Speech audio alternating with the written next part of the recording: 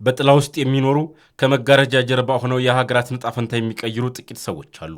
ዛሬ ዓለም በአዲስ የደህንነት ምስጢር እየተናወጠች ነው። ከእስራኤል የደህንነት ማዕከል ከብሔራዊ ደህንነት ድርጅቱ ሞሳድ ሰገነት ላይ አዲስ ንስር በምድር ላይ ሰፍሯል። ሮማን ጎፍማን የፕሬዝዳንቶች የቅርብ እረኛ፣ የጦር ሜዳው መብረቅ፣ አሁን ደግሞ የዓለም አስፈሪው የስለላ ተቋም በላይ ጠባቂ ሆኗል። ጠቅላይ ሚኒስትር ቤንያሚን ኔታንያሁ እና አዲሱ የሞሳድ አለቃ ጎፍማን ለመጀመሪያ ጊዜ በዝግ በሮች ጀርባ ተገናኝተዋል። ይህ ስብሰባ ተራ የሥራ ውይይት አይደለም። የምስራቅ መካከለኛውንና የዓለምን ካርታ የመቀየር የእሳት ኪዳን ነው። ዛሬ በዓለም ፖለቲካ ውስጥ የሚቀጣጠለው አዲሱን እሳት የኢራንን ዕጣ ፈንታና የዚህን ምስጢራዊ ሰው ማንነት በጥበብ እንፈትሻለን። ሮማን ጎፍማን ማን ነው? ላለፉት 2 ዓመታት የኔታንያሁ የግል ወታደራዊ ጸሐፊ ነበር። በጥላ ውስጥ ሆኖ መረጃዎችን የሚያበጥር የኔታንያሁ የልብ ትርታና የቅርብ ምስጢረኛ። ነገር ግን ትላንት ከባርኒያ እጅ የሞሳድን የትርክት በትር ተረክቧል። ወርቃማው እውነት ይህ ነው። መረጃን መያዝ ጥንካሬ ነው። መረጃን ማዘዝ ግን ስልጣን ነው። ጎፍማን ከትናንት በስቲያ መረጃ አቀባይ ነበር። ዛሬ ግን በዓለም ዙሪያ የሚንቀሳቀሱ በሺዎች የሚቆጠሩ የሞሳድ ቅጥረኞችን፣ ገዳዮችንና ሰላዮችን የሚመራው ታላቁ መሪ ሆኗል። ከአንድ ክፍል ውስጥ ሆኖ ዓለምን የሚያናውጥበት ወንበር ላይ ተቀምጧል። ይህ ሽግግር የእስራኤልን የደህንነት ስትራቴጂ ከሊባኖስ እስከ ቴሄራን ምን ሊያደርገው ይችላል? ታማኝ ምንጮች እንደሚሉት ከሆነ ጎፍማን ገና ስልጣን ሳይዝ በጦርነት ካቢኔ ስብሰባዎች ላይ እንደ መብረቅ የሚጋረፉ ጠንካራ አቋሞችን ሲያንጸባርቅ ነበር። በተለይም ከሊባኖስ ሄዝቦላህና ከኢራን ጋር ባለው ፍጥጫ ላይ የነበረው አቋም አንዳንዶችን ያስደነገጠ፣ ሌሎቹን ደግሞ ያኮራ ነበር። ተቺዎቹ ምን ይላሉ? ይህ ሰው ድፍረቱ የላቀ ቢሆንም ድፍረቱ ወደ ጥፋት የሚመራ እብደት ሊሆን ይችላል ብለው ይፈራሉ። ይሁንና ደጋፊዎቹ ደግሞ ሌሎች ሊነኩት ያልደፈሩትን የድል እሳት የሚጨብጥ፣ የማይቻል የሚመስለውን ነገር የሚያሳካ የዘመናችን ጀግና ነው ይሉታል። ጥበብ ምን ትላለች? ታሪክ የሚሰራው ጥንቁቅ በሆኑ ሳይሆን ደፋር በሆኑት ነው። ጎፍማን የኢራንን ፋይል ሙሉ በሙሉ ተረክቧል። ሰላም በሌለበት፣ ግልጽ ጦርነት ባልታወጀበት በዚህ ዘመን የኢራን ትልቁ ስጋት አሁን ሮማን ጎፍማን ነው። አሁን ወደ ዋናው የመድረክ ድራማ እንምጣ። ጎፍማን ስልጣን ሲረከብ ባደረገው የመክፈቻ ንግግር ላይ ምን አለ?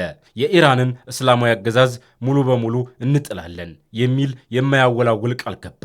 ይህ ምሕረት የሌለው ቃል የቴሄራንን መሪዎች ያስደነገጠ ነበር። ነገር ግን ፖለቲካ ልክ እንደ ባህር ሞገድ ተለዋዋጭ ነው። የጎፍማን ቁርጠኝነት ገና ሳይቀዘቅዝ ከአትላንቲክ ማዶ አዲስ ዜና ተሰማ። የአሜሪካው ፕሬዝደንት ዶናልድ ትራምፕ ከኢራን ጋር አዲስ ስምምነት ላይ ደረሱ። ይህ ስምምነት ለኢራን በቢሊዮኖች የሚቆጠር ዶላር የገንዘብ ፍሰት ያስገኝላታል። በአንድ በኩል ጎፍማን የኢራንን መንግስት ለመጣል ሰይፉን ይስላል። በሌላ በኩል ትራምፕ ለኢራን የቢሊዮን ዶላር ጋሻ እያዘጋጁላት ነው። ይህ የዓለም ፖለቲካ ትልቅ ቁማር ነው። ጎፍማን በትራምፕ ስምምነት ላይ የሞሳድን ምስጢራዊ ኦፕሬሽኖች እንዴት ይተገብራል? ይህ የጥበብ ወይስ የጉልበት ፍልሚያ? ዓለም አሁን ያለችበት መጋጠሚያ አስፈሪ ነው። ሮማን ጎፍማን እና ቤንያሚን ኔታንያሁ የጀመሩት የመጀመሪያዊ ሥራ ስብሰባ በመካከለኛው ምስራቅ ላይ የሚያንቀለቅለውን እሳት ወይ ያጠፈዋል፣ አሊያም ደግሞ ዓለምን ወደማይቀረው ሦስተኛው የዓለም ጦርነት ይገፋታል። ታላቁ የጥበብ መጽሐፍ እንዲህ ይላል፣ ብልህ ሰው አደጋን አስቀድሞ ያያል፣ ይሸሸግማል፣ ተላላ ግን አልፎ ይጎዳል። ጎፍማን የእስራኤልን ሕዝብ የሚታደግ ብልህ ንስር ይሆን ወይስ ዓለምን ወደ እሳት የሚጥል የጦርነት አበጋዝ? ጊዜው ራሱ ይመልሰዋል። አንድ ጥንታዊ የጥበብ አባባል አለ፣ ዘውድን የደፋች ራስ ማረፊያ የላትም። ይህ አባባል ከ100 ዓመታት በፊት ለነገስታት ይነገር ነበር። ዛሬ ግን የሚሰራው በዓለም አስፈሪው የስለላ ተቋም በሞሳድ ዋና ዳይሬክተር ወንበር ላይ ለሚቀመጠው ሰው ነው። የሞሳድ መሪ መሆን ማለት ተራ የመንግስት ሰራተኛ መሆን አይደለም። የዓለምን የፖለቲካ ማዕበል መሪ መያዝ ማለት ነው። ይህ ወንበር ታላላቅ ድሎችንና ታሪካዊ ክብርን የሚሰጥ ቢሆንም በሌላ በኩል ግን በማንኛውም ሰዓት ሊፈነዳ የሚችል የሚስጢር እሳተ ገሞራ ነው። በመጀመሪያ ይህ ወንበር ምን አይነት ወርቃማ ዕድሎችን ይዞ ይመጣል? የሞሳድ መሪነት ስልጣን 3 ታላላቅ በሮችን ይከፍታል። የታሪክ ካርታን የመቀየር አቅም። ታላቁ ጥበብ እንዲህ ይላል፣ ብርቱዎች ታሪክን ይጽፋሉ፣ ደካሞች ግን ታሪክን ያነባሉ። የሞሳድ መሪ ታሪክን የሚያነብ ሳይሆን ታሪክን የሚጽፍ ነው። ከአንድ ክፍል ውስጥ ሆኖ በሚሰጠው ምስጢራዊ ትዕዛዝ የአንድን ጠላት ሀገር የኒውክሌር ፕሮግራም ማክሸፍ፣ የአምባገነኖችን ስልጣን ማናጋት ወይም የዓለምን የኃይል ሚዛን መቀየር ይችላል። ይህ ለአንድ መሪ የሚሰጥ ከፍ ያለ የታሪክ አጋጣሚ ነው። ወደር የሌለው የሚስጥር ቁልፍ። በዚህ ምድር ላይ ከመረጃ የበለጠ ውድ ሀብት የለም። የሞሳድ መሪ የዓለም መሪዎች ከዝግ በር ጀርባ የሚያስገሩትን የጠላትን ቀጣይ እርምጃና በዓለም ዙሪያ የሚገኙ ምስጢራዊ ሰነዶችን መመልከት የሚችል ቁልፍ ያዥ ነው። መረጃን አስቀድሞ ማወቅ ደግሞ ሁልጊዜም ከጠላት አንድ እርምጃ ቀድሞ የመራመድ ትልቅ ዕድል ይሰጣል። የዲፕሎማሲ ጥላ ብዙ ጊዜ እስራኤል በይፋ ከማትገናኛቸው የአረብና የሙስሊም ሀገራት ጋር የሰላም ድልድይ የሚገነባው የሞሳድ መሪ ነው። ከካሜራዎች ርቆ በምስጢር ዓለምን ይዞራል። ይፋዊ ዲፕሎማቶች መፍታት ያልቻሉትን ውስብስብ ፖለቲካ በጥላ ውስጥ ሆኖ የመፍታት እድልም አለው። ነገር ግን ከእያንዳንዱ ትልቅ ስልጣን በስተጀርባ ትልቅ መስዋዕትነት አለ። ወርቁን ለመጨበጥ እሳቱን መሻገር ግድ ይላል። የሞሳድ መሪነት ወንበር ምን አይነት አስፈሪ ፈተናዎች አሉት። የዜሮ ስህተት ቀጠና። በተራ ስህተት ላይ ስህተት ሲሰራ ገንዘብ ወይም ጊዜ ይባክናል። በሞሳድ መሪነት ላይ ግን ስህተት ሲሰራ የሰው ሕይወትና የሀገር ህልውና ይፈርሳል። አንድ የተሳሳተ ውሳኔ፣ አንድ የወደቀ ኦፕሬሽን የሀገርን ስም ያጠፋል። ወኪሎችን ለሞት ያሳልፎ ይሰጣል፣ አሊያም ክልላዊ ጦርነት ይቀሰቅሳል። በዚህ ወንበር ላይ ይቅርታ የሚባል ቃል የለም። ስህተት የመስራት መብትም የለም። የሞራልና የህሊና ፍልሚያ። ይህ ትልቁ የጥበብ ፈተና ነው።